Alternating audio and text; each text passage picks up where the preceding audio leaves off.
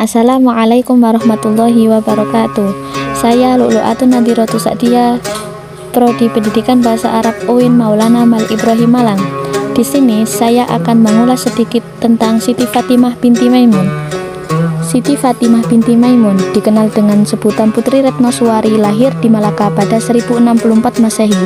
Ia lahir dari pasangan suami istri, Maimun yang bergelar Sultan Mahmud ayah Shah Alam dan berasal dari Ilan, sedangkan ibunya bernama Siti Aminah berasal dari Aceh. Maimun merupakan sepupu dari Syekh Maulana Malik Ibrahim, yakni Sunan Gresik. Karena itu Siti Fatimah binti Maimun merupakan keponakan langsung dari Syekh Maulana Malik Ibrahim. Ingin tahu lebih lanjut? Simak video berikut ini. Makam Siti Fatimah binti Maimun ini terletak di Dusun Leran, Desa Pesucinan, Kecamatan Manyar, Kabupaten Gresik. Makam Siti Fatimah ini berbentuk cungkup persegi dengan luas sekitar 4 x 6 meter dan tinggi 16 meter. Berikut ini jalan masuknya ke makam Siti Fatimah binti Maimun. Menurut sejarawan, Siti Fatimah itu datang ke tanah Jawa atas perintah Syekh Maulana Malik Ibrahim untuk menyebarkan Islam. Syekh Maulana Malik menginjakkan kaki di tanah Jawa sekitar tahun 1079 sampai 1080. Sedangkan Siti Fatimah menyusul kemudian pada tahun 1081. Saat datang ke tanah Jawa, Siti Fatimah binti Maimun masih berusia 17 tahun. Kedatangan Siti Fatimah sendiri dimaksudkan untuk menyebarkan agama Islam lewat jalur perkawinan. Kala itu, Syekh Maulana Malik Ibrahim berniat mengawinkan Siti Fatimah dengan seorang raja Majapahit yang beragama Buddha. Dan akhirnya Siti Fatimah pun setuju untuk dinikahkan demi penyebaran agama Islam yang lebih luas di Jawa. Siti Fatimah akhirnya datang ke Jawa ditemani ayah, ibu beserta rombongan yang terdiri dari kerabat dan pengikut Maimun atau Sultan Mahmud Shah Alam. Namun sayang, sebelum pernikahan tersebut terlaksana, Siti Fatimah terlebih dulu wafat akibat wabah penyakit yang menyerang daerah Leran dan sekitarnya kala itu. Siti Fatimah wafat pada tanggal 7 Rajab 475 Hijriah saat masih berusia 18 tahun beserta 4 dayang lainnya.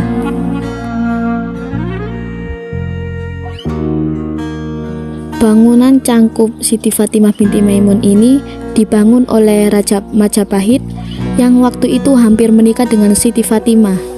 Kedatangan Siti ke Majapahit pun atas permintaan ayahnya yang memiliki keinginan untuk mengislamkan raja tersebut sebagai persyaratan jika hendak memperistri Siti Fatimah binti Maimun.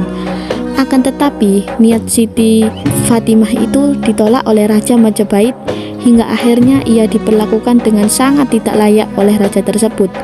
Sehubungan dengan itu, raja pun merasa bersalah, akhirnya memutuskan untuk membangun cungkup makam Siti Fatimah binti Maimun yang khas karena unik dan berbeda, dan dindingnya yang cukup tebal dan berbahan dari batu putih. Bentuk cungkup makamnya kotak dengan banyak lubang udara di dindingnya. Ukuran cungkup makam itu tidak terlalu luas, yaitu sekitar 4 x 6 meter. Makam Siti Fatimah binti Maimun berciri khas berpagar besi dan berselubung kain kelambu. Batu nisannya berselubung kain berwarna hijau yang mengesankan nuansa sakral.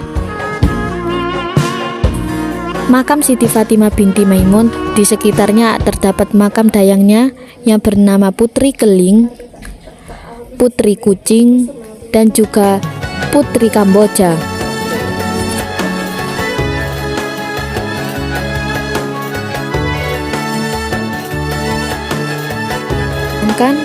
Di sisi timurnya ada dayang satu yang bernama Nyai Seruni.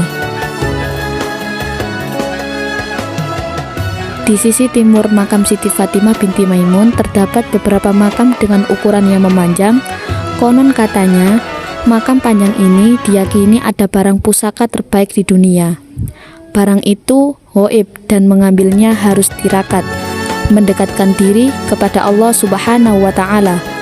Hanya saja di desa Leran Manyar itu sampai saat ini tidak ada yang mampu mengambil barang-barang pusaka terbaik di Nusantara tersebut. karena selalu gagal dalam perlakuannya.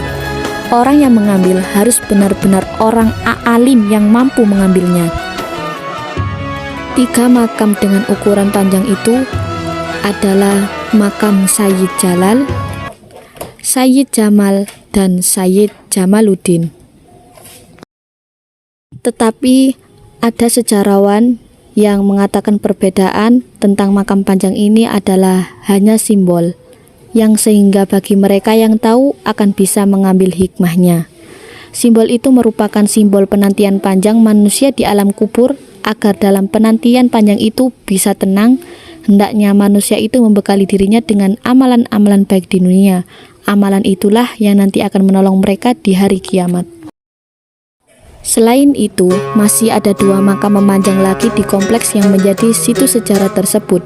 Di antaranya adalah makam Raden Ahmad dan Raden Said. Keduanya diceritakan bertugas sebagai penjaga dan penerima tamu Sultan Mahmud.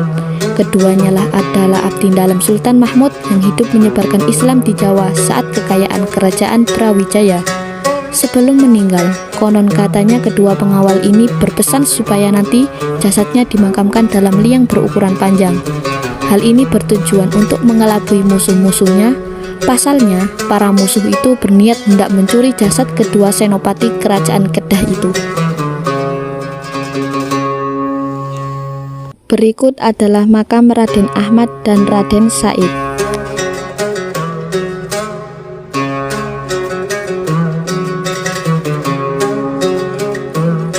Seperti halnya makam Siti Fatimah binti Maimun ini, makam panjang yang sering menjadi tujuan ziarah. Para peziarah biasanya berlama-lama berdoa di dekat makam panjangnya.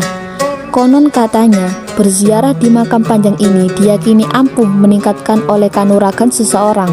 Oleh karena itu, banyak peziarah yang bermeditasi di makam panjang ini untuk memperdalam ilmu.